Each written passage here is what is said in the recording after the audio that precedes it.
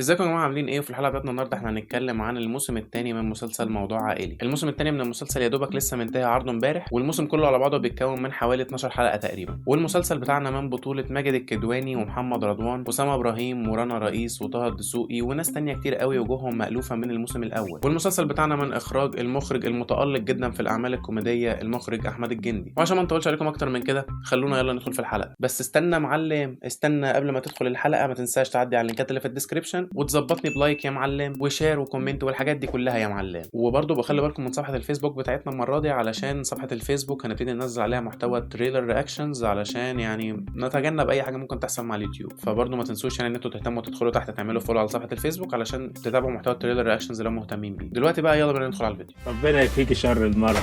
بتلعب كده وانت نايم على بطنك؟ ايه كنت بتزحف؟ كان في قناص راقمني من فوق. نهار اسود. الموسم الثاني من مسلسل موضوع عائلي بتدور احداثه تقريبا بعد حوالي سنتين من احداث الموسم الاول، وبتبتدي احداثه بان ابراهيم بيبتدي يلاحظ ان هو عنده مشاكل في الذاكره وبيبتدي ينسى حاجات بسيطه مش متعود ان هو ممكن ينساها ابدا، زي حاجات بسيطه في شغله كشيف مثلا. هو مش متعود ان هو ممكن ينسى حاجه زي دي بما انه شيف بروفيشنال وشغال في الشغلانه دي بقاله فتره طويله. مع زياده تكرار الموضوع دون زائد طبعا الحاح زينب ان هو يروح يطمن على نفسه ويكشف عند دكتور، بيروح وبيكتشف ان هو عنده ورم حميد في المخ، والورم ده هو اللي بيسبب له مشاكل فقدان الذاكره في بعض الاحيان. بس الموضوع مش كبير قوي زي كلمه فقدان الذاكره بشكل عام، لانه هو مجرد انه احيانا بينسى حاجات بسيطه عملها او بينسى ان هو في حاجه معينه كان المفروض يعملها وما عملهاش او حاجات زي دي. ومن هنا بتنطلق احداث الموسم الثاني عشان نشوف ابراهيم هيتعامل ازاي مع الموقف ده، خصوصا ان احنا كلنا عارفين ان هو ما بيحبش المواقف المفاجئه. يا جماعه انتوا واقفين حيطه ليه؟ في حد هيشوط فاول؟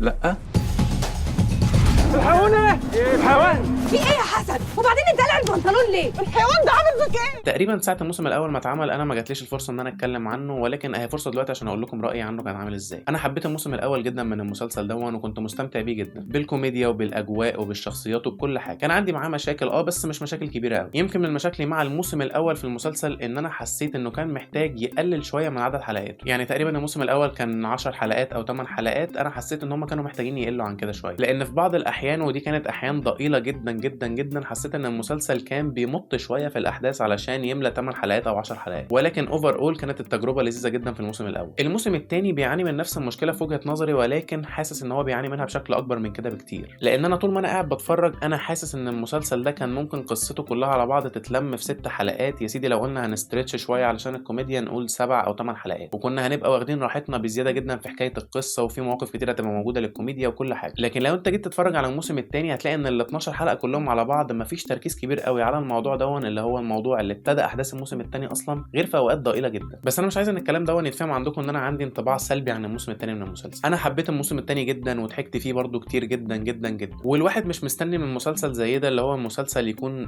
الهم الوحيد عنده ان هو يخليك تضحك ويحسسك باجواء جميله وحاجات زي دي، غير ان هو يبقى ناجح في ان هو يقدم لك ده فعلا. بس انا مش عايز الكلام دون يتفهم على ان انا عندي انطباع سلبي قوي عن الموسم الثاني من المسلسل، لان الحقيقه ان انا استمتعت بيه جدا جدا، يمكن زي الموسم الاول او اقل بحاجه بسيطه، ولكن ما زال المسلسل ناجح جدا في ان هو يوصل لك الاجواء بتاعه الكوميديا والاجواء اللذيذه الهارت وورمنج الخفيفه الحلوه دي. ولكن زي ما قلنا ان القصه اللي ابتدت الموسم دون هي اضعف بكتير من الموسم الاول واتمطت كتير علشان تكفي 12 حلقه، مع ان انا كنت متاكد 100% انها ممكن تخلص في وقت اقل من كده، مع وجود مساحه برضو المواقف كوميديه تضحك ولذيذه وكل حاجه. فدي بالنسبه لي يمكن تكون اول واكبر مشكله موجوده عندي في الموسم الثاني من المسلسل، ضعف القصه ومطها زياده عن اللزوم. وبما اننا بدانا الحلقه بالسلبيات فخلونا نخلصها في السريع علشان نركز شويه في الايجابيات بقى براحتنا في الاخر.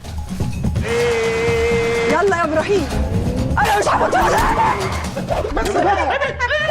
اول عينكم ما تيجي على خير تدونا الاشاره. ما عجبنيش ابدا في الموسم الثاني ان في مواقف كتير قوي اضطر ان هو يقول الحكم اللي هو عايز يوصلها للمشاهد بشكل مباشر جدا جدا جدا للي بيتفرج، ودي في غالبيه الوقت بتحصل في جمل تخص الفنان ماجد الكدواني اللي انا بحبه جدا جدا جدا. بس للاسف الجمل الكتير اللي فيها حكم وحاجات كتير زي دي كانت بتتحط تقريبا في الدور بتاعه، وغالبيتها كانت بتيجي بشكل مباشر مستفز، لان انت كده كده المسلسل بتاعك والقصه بتاعته لما تيجي تفكر فيها وتفكر في دوافع الشخصيه بتاعتك هتلاقي ان كده كده في رساله المسلسل بيحاول يبعتها. ولكن حلاوه الرساله دي انها مش مباشره زياده عن اللزوم، ان انت كده كده بتستنتجها وانت قاعد بتتفرج، هي واضحه وبسيطه وسهله وكل حاجه، بس مش مرميه في وشك كده على طول. فيمكن تكون دي من اكتر الحاجات اللي فصلتني جدا وانا بتابع الموسم الثاني، بالرغم انه ممكن يكون في مشهد ظريف ولطيف وجميل وكل حاجه، بس فجاه حكمه زي دي بتفصلني شويه من المشهد. وبما ان المسلسل بتاعنا اجواءه العامه هي الاجواء الكوميديه والاجواء الخفيفه اللطيفه الهارت وورمنج اللذيذه، فانا في اوقات كتير جدا في المسلسل كنت بحس ان المسلسل بتاعنا ما بيعرفش يعمل الترانزيشن بشكل سلس شويه ما بين الاجواء اللذيذه الخفيفه والاجواء اللي فيها دراما. انا مشكلتي كانت مع الموضوع ده ان احيانا كالطبيعي يعني اللي بيحصل في المسلسلات دي، لو جه مشهد فيه دراما زياده شويه بيفصلوه على طول ويدخلوا على الكوميديا عشان ما ننكدش على المشاهدين قوي، يعني احنا عايزين نعمل حاجه خفيفه ولطيفه في الاول والاخر. مشكلتي هنا بقى في الموسم الثاني ان في بعض الاحيان كان النقل ما بين ده وده ما كانش بيبقى سلس. يعني مثلا مشهد مهم تقيل يحصل ويخلص ويكون خلاص بقى الواحد يعني بيسح مع المشهد دون، في ثانيه على طول تلاقيه محوله للكوميديا وانا لسه قاعد انا بسح على جنب، انا مش مركز معاك، لان النقله ما كانتش سلسه ما بين ده وما بين ده. احنا خلصنا الدراما على طول، خش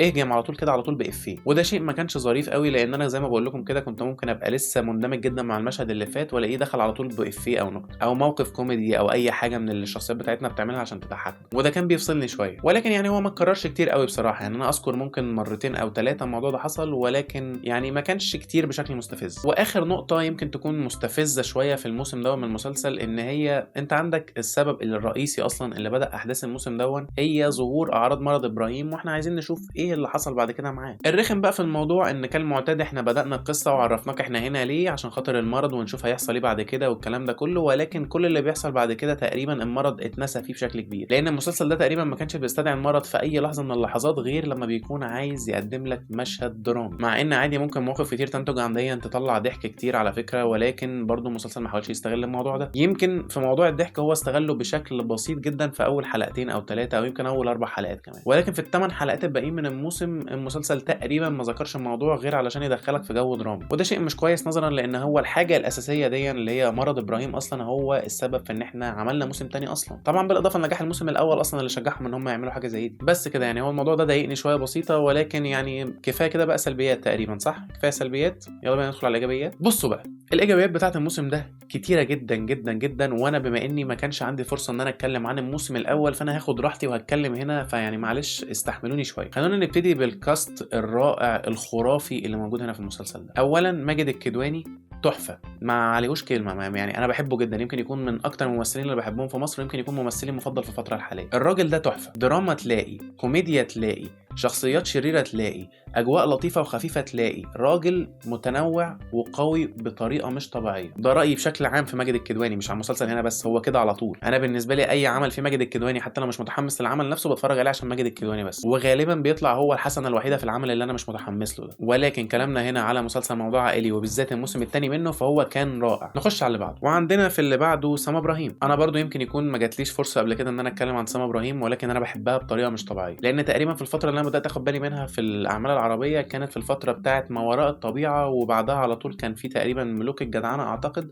وبعدها على طول موضوع عائلي الموسم الاول لو انا فاكر، او ممكن يكون الترتيب في حاجه مختلفه، بس هم تقريبا الثلاثه دول كانوا جايين ورا بعض. الثلاث ادوار بتوعها في ال3 اعمال دول متنوعين ومختلفين عن بعض بشكل كبير جدا، وطبعا مع كرهي المسلسل ملوك الجدعنه الا انها برضو هي كانت عامله الشخصيه بتاعتها فيه كويس جدا، مع اني ما كملتوش للاخر وما اعرفش ايه اللي حصل فيه اساسا، بس يعني انا الكام حلقه اللي شفتهم وشفت فيهم سما ابراهيم كانت عامله فيه اداء خرافي. ولكن طبعا اللي كان لافت نظري ليها اكتر وكنت شايفه من قبل ملوك الجدعنه طبعا هو ما وراء الطبيعه، دور جاد وكانت مأدياه بطريقه رائعه. سيبك بقى انت من الاثنين دول خالص وتعالى هنا لشخصيه زينب، ضحك من القلب وانت قاعد كده بطريقه سلسه وبسيطه وسهله، وطبعا لو مش واضح من كلامي انا حبيتها جدا في المسلسل هنا في الموسم الاول او في الثاني. اعتقد نفس الكلام او كلام مشابه ليه جدا ينطبق على محمد رضوان، بس انا مش عارف ليه حسيت ان محمد رضوان في الموسم الثاني كان واخد راحته اكتر شويه من اللي كان واخدها في الموسم الاول. ما تفهمونيش غلط عامه، يعني هو في الموسم الاول كان لذيذ وظريف وحبيته جدا في الموسم الاول من المسلسل، وما كنتش متوقع ان هو اللي متميز بالاعمال الدراميه، ولان احنا غالبيه تقريبا الحاجات اللي كنا بنشوفها له كانت اعمال دراميه، ما كنتش متوقع ان هو يعمل دور كوميدي بالطريقه دي ويبقى ناجح فيه بالطريقه دي كمان. ولكن كمان الموسم الثاني بالنسبه لي انا حسيته واخد راحته فيه اكتر، وكان يعني تحسه كده التعامل فيه وتقديم الكوميديا فيه بتاعته كانت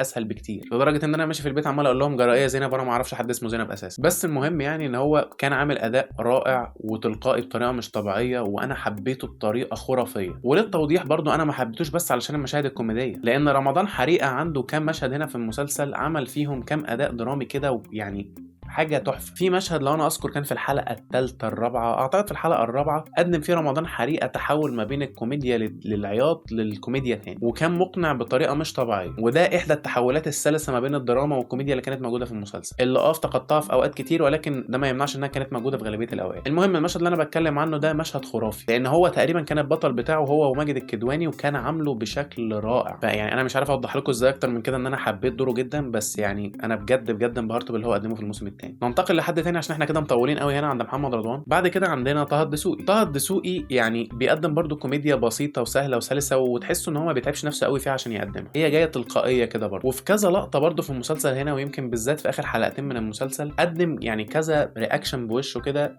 يعني تحس ان هو عارف يأدبت نفسه مع الحاله بتاعه المسلسل بشكل كبير، عارف يقدم دراما، عارف يقدم كوميديا، وعارف يعمل الاثنين بشكل رائع. وده بيقول ان احنا قدام كوميديان هيبقى تقيل جدا، مش بس في الكوميديا ولكنه هيبقى ممثل كمان كويس جدا في المستقبل ان شاء الله، طبعا لو توفرت يعني السيناريوهات والفرص الكويسه اللي تساعده على ده. ولكن من اللي انا شايفه منه في موضوع عائلي، فانا مستمتع جدا بادائه كان الكوميدي او الدرامي، واتمنى ان هو ياخد دراما اكتر من كده برضه علشان ما يبقاش محبوس في حته واحده. ولكن اللي هو اظهره على حسب طبيعه واجواء المسلسل هنا، فهو عمله بشكل رائع. طبعا برضه مازال محمد شاهين عندنا هنا جامد جدا، نفس الشخصيه اللي هو قدمها في الموسم الاول ويقدمها باداء برضه جامد جدا. انا بحب محمد شاهين جدا برضه، وهو عامل هنا شغل خرافي. ونيجي بقى لواحد من اكتر الناس اللي انا بعشقها في الكوميديا بتاعت المسلسل هنا، وهو الفنان محمد القس اللي عامل دور غازي. الراجل عليه واحده حبيبي تجيبك من اخر الشقه وانت قاعد كده، بجد برضه بيقدم اداء رائع جدا هنا في المسلسل، والكوميديا بتاعته برضه بحسها طالعه سلسه وبسيطه وتلقائيه وحلوه جدا جدا جدا. ويمكن انا ما وضحتش ده برضه قبل كده، بس اكتر اتنين يمكن بحبهم في تقديم الكوميديا هنا في المسلسل يمكن هو غازي ومحمد رضوان. طبعا بعد كده سما ابراهيم وطه الدسوقي، لكن انا قدامي كده في المقدمه في غازي ورمضان حريقه، دول واكلين الشاشه مع بعض. ده كفايه ايام بلغاريا يا جدع، عملوا شويه حوارات هناك ايه تجنن. نيجي بقى لاخر حد هنا معانا في الكاست، وهي رنا رئيس. رنا رئيس عامله اداء كويس في المسلسل هنا، ظريفه مش وحشه خالص، ما عنديش عليها يمكن يكون اي تعليق سلبي يكون بشكل كبير. التعليق الوحيد اللي ممكن يكون سلبي شويه على اداء رنا رئيس هنا في المسلسل، ان انا حاسس انها مش عارفه تاخد راحتها شويه مع بقيه الكاست، وهم بيقدموا الكوميديا بتاعتهم بالسلاسه الرهيبه دي. هي في الاوقات بتاعه الدراما عامله اداء مش وحش خالص، وفي الاوقات العاديه برضو لطيفه وظريفه وكل حاجه، ولكن مش حاسس انها يعني على راحتها كده زي ما اتكلمت عن محمد رضوان او زي ما اتكلمت عن طه الدسوقي او اي حد من دول. ولكن الموضوع ما كانش بشكل كبير قوي ولا مستفز ولا ضايق اي حد، لان فعلا هي ما ضايقتنيش خالص في المسلسل، ولكن ما حسيتهاش متناغمه قوي معاها. وطبعا الكلام ده كله بيحصل برئاسه احمد الجندي، اللي قدم لنا تقريبا غالبيه الاعمال الكوميديه اللي بتعلق مع الواحد الفتره الاخيره. انا يمكن يكون احلى فيلم كوميدي شفته من فتره طويله اتعمل هنا في مصر كان فيلم وقفه رجال. الفيلم ده اتفرجت عليه 3-4 مرات لغايه دلوقتي، كل ما اتفرج عليه بضحك وبنبسط زي اول مره بالظبط. وطبعا الكبير والموسم السادس من الكبير والكلام ده كله يعني كان عامل شغل رائع، وما زال مكمل هنا في موضوع عائلي، وشكله كمان ناوي ان هو يعمل موضوع عائلي 3 نظرا للنهايه اللي انا شفتها في الحلقتين الاخرانيين. وطبعا انا بحبه جدا وشايف ان هو عامل شغل كويس جدا هنا في المسلسل. والكاميو بتاعه في اول حلقه كان لذيذ برده، هو ومعتز التوني اللي برده بحبه جدا جدا جدا، اللي دمه خفيف بطريقه مش طبيعيه. وبرده بقى بما اننا بدانا نتكلم عن الكاميوز هنا، ففي كاميو حلو جدا انا كنت منتظر حاجه مشابهه لكده تحصل اصلا في المسلسل هنا مع الشخصيه دي بالذات، وحصل في الحلقه الاخيره. وعشان ما احرقش عليكم اي حاجه، يعني هو حاجه كده في قمه اللطافه واللذاذه اللي الواحد كان مستنيها تقريبا، يعني هو ما كانش مستنيها ولا حاجه، احنا تقريبا شفنا من ده كتير قوي في الموسم الاول،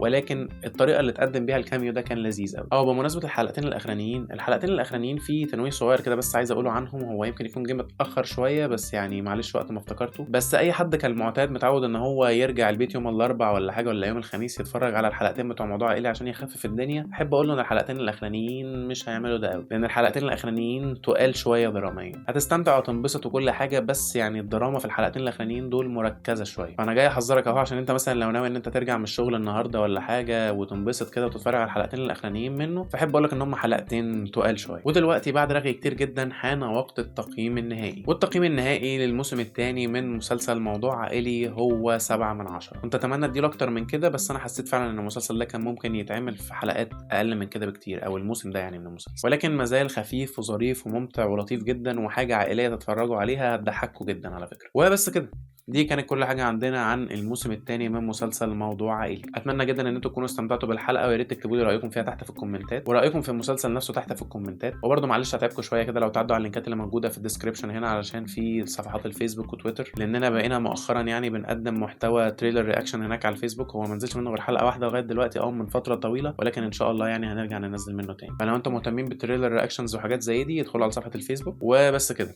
اتمنى ان تكون الحلقه عجبتكم. كالمعتاد كان معكم مارو من مارو ريفيوز، اشوفكم في الحلقه الجايه. سلام.